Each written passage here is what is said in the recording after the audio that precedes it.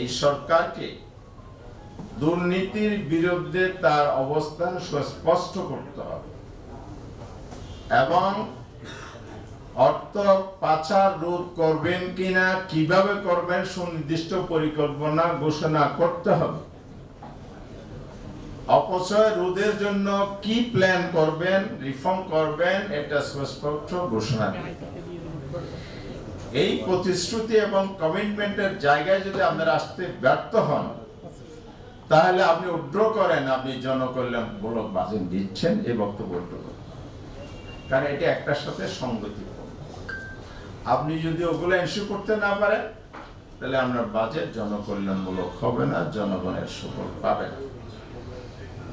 এরপরে কর ফাঁকি, কর মওকুফ, এই যে পদ্ধতি, তার সাথে রাগবওয়ালদের লাগাম যদি টানতে না পারেন, তাহলে রাজস্ব খাতে যে টার্গেট বরাবরই ফেল করে, সেটা ফেল করবে। রাজস্ব খাতে টার্গেট অবশ্য দেয়া হয় কিভাবে তা আমরা জানি। আয়ের জন্য কোনো উৎস খুঁজে পাওয়া না যায়, এটা ছাপাই হলো এনবিআর। আর এনবিআর কি করে, টার্গেট উপর থেকে নিচে পর্যন্ত দিতে দিতে সবাই, টার্গেট তো পূরণ হয় না। ওই যে আমাদের আজকের প্রবন্ধকার বলেছেন, থলে দুইটা নিয়ে যাওয়া হয়, একটা থলে সরকারের হাতে কাগজ কলমে একটু রিটেন নোটিশ দিয়ে করা হয়, সেখানে হয়রানির শিকার অনেকেই হয়। কর যাদের আছে তারা ফাঁকি দেয়, যারা দিতে চায় সৎভাবে তারা হয়রানিরও শিকার হয়। আবার আরেকটা তলে যে ঘরে নিয়ে যায়, এটা ডেঞ্জারাস। এখন এটা দেখবে কে?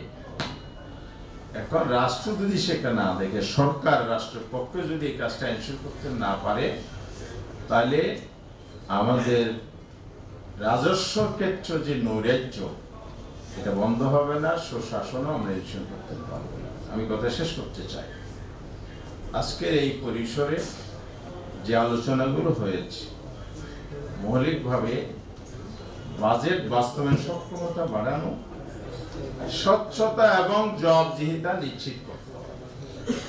যদি আমরা করতে না পারি, বিভিন্ন দেশের রেফারেন্স এসেছে, যে কবিরে বলেছেন আমাদের ট্যাক্স কেটেছে, কিন্তু তাদের অ্যাকাউন্টেবিলিটি এনশিওর করেছে, পাই টু পাই হিসাব দিয়েছে, খাত করে দিয়েছে।